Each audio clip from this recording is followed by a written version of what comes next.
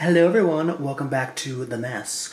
So, today I want to show you the final result of a little planty project that I did. So I had a picture of a elephant print that I got from either Home Goods or Michael's. I get those two confused, I forget. Like the elephant, it just for me kind of felt out of place. I don't really have anything else in here that's elephant related. It wasn't a picture that I took. It wasn't a painting, or it didn't really mean much. So I wanted to turn it into something that actually had meaning to my space, because my space is small. So I wanted to create some type of living wall. Now I used to have a living wall, a real living wall. It was like one of those 9 pouches, you know, the 3x3, and I put 9 plants in it. And it was too much work. It was a mess. I had to keep getting up on my bed and watering them, and then there were spider mite outbreaks because they were all touching each other and hooking up and getting down dirty. So yeah, I had to get rid of that thing after a while. It did not last very long. So you know, and it was just too much energy. It was too much fuss right over my bed. The bedroom, or in my case, the bed corner of my space, it's supposed to be a tranquil space. It's a space where you unwind. If you have plants in your room, they shouldn't be plants that, you know, are a task. It should be plants that are just easygoing. We're talking like ZZ plants. We're talking, you know what I'm saying?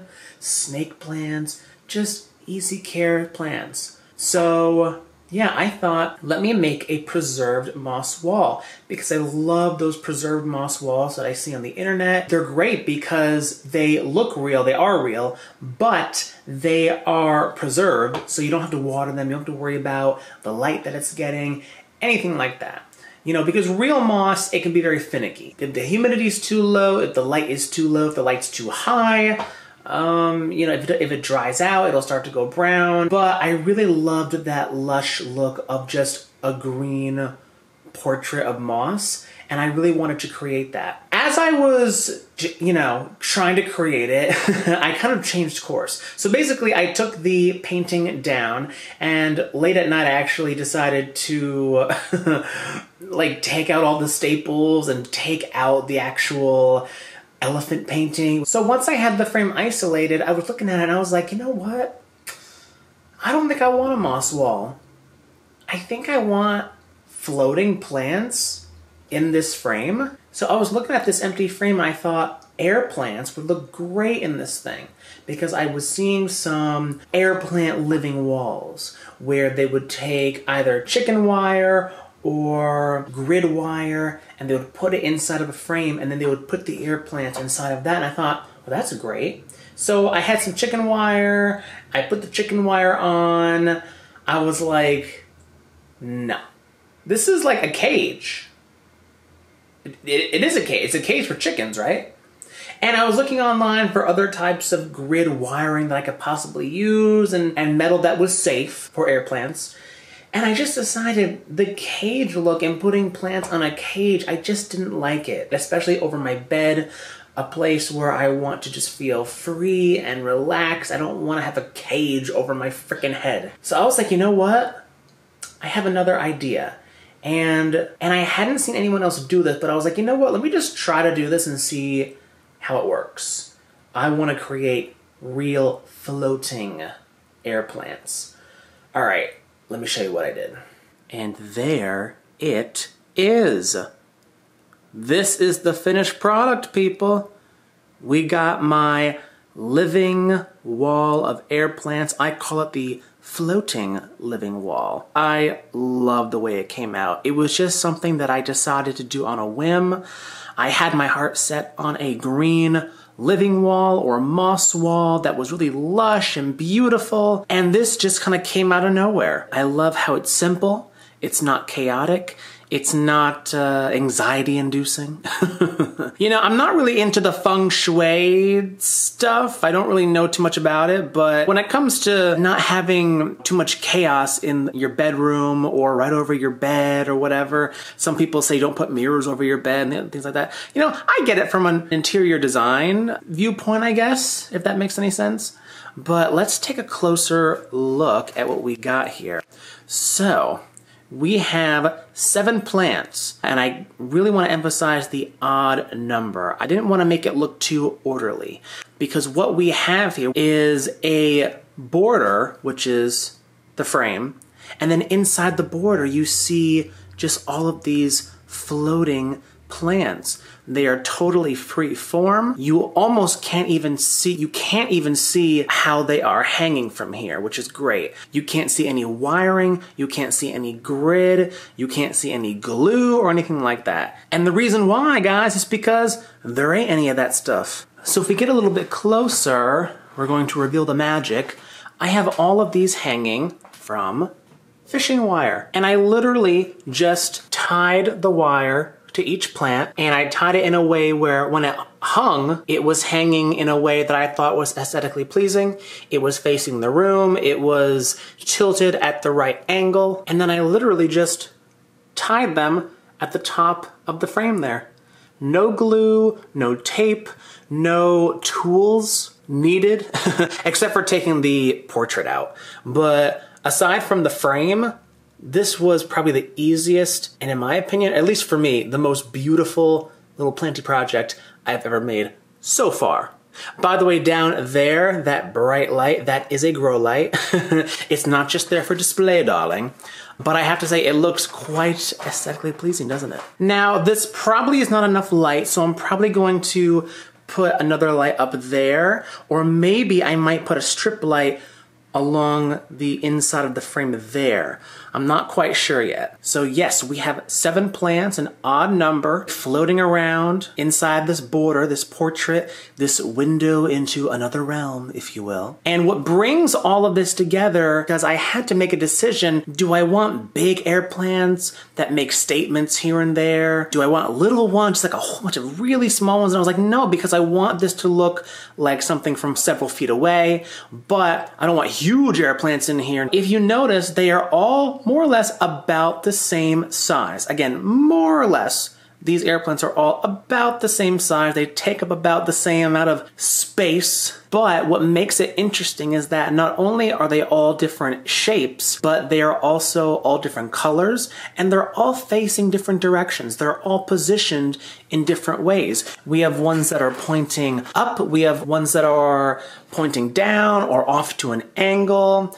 If we look closely, we see that, for example, these two, I call them little octopus ones, they look very similar, but one's purple, one is green, and we don't have them right next to each other. We have them on different sides.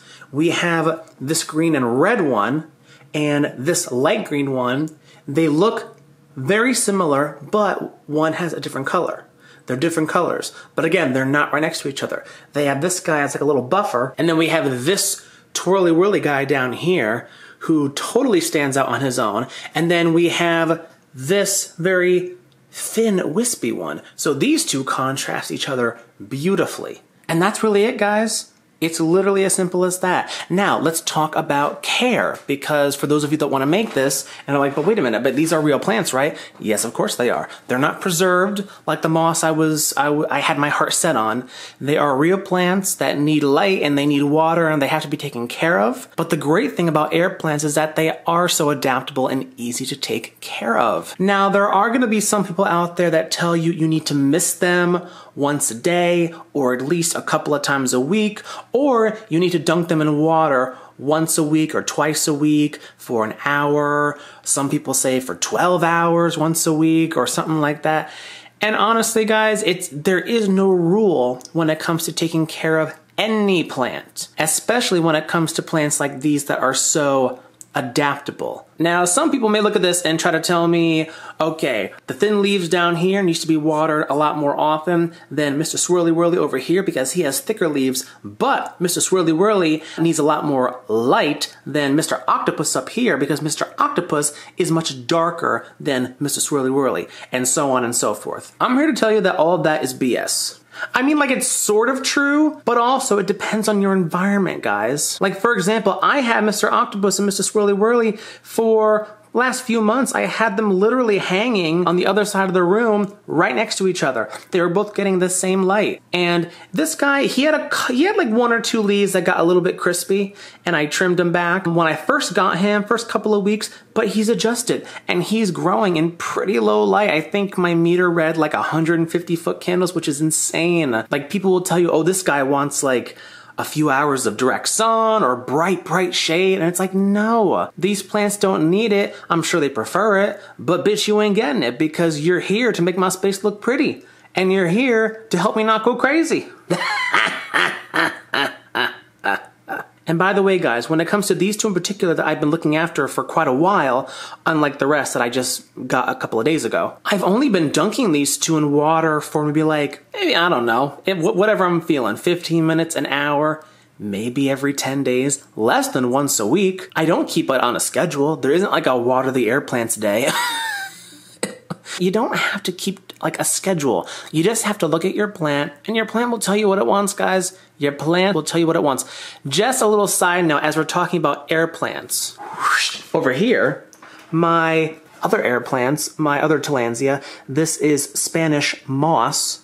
And a lot of people online say that these things need to be sprayed every single day, and they need high humidity. They need to be grown in a greenhouse. They need to be dunked in water every single week. They're all doing great.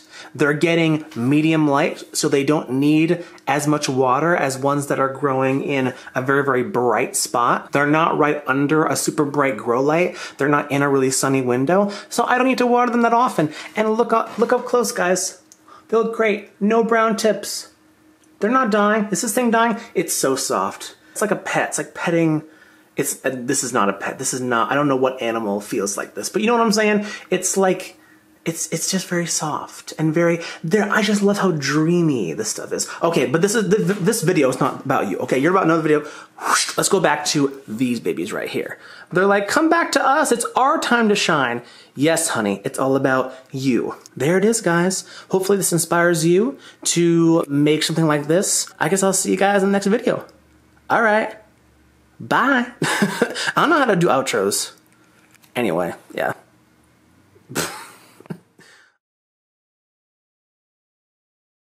I die on stage, there's laughter in my pain. These theater goers are fake, it's all a bunch of lies. I try, I fail, I'm scared to lose my way. I know I can't stay, but I listen to the lies.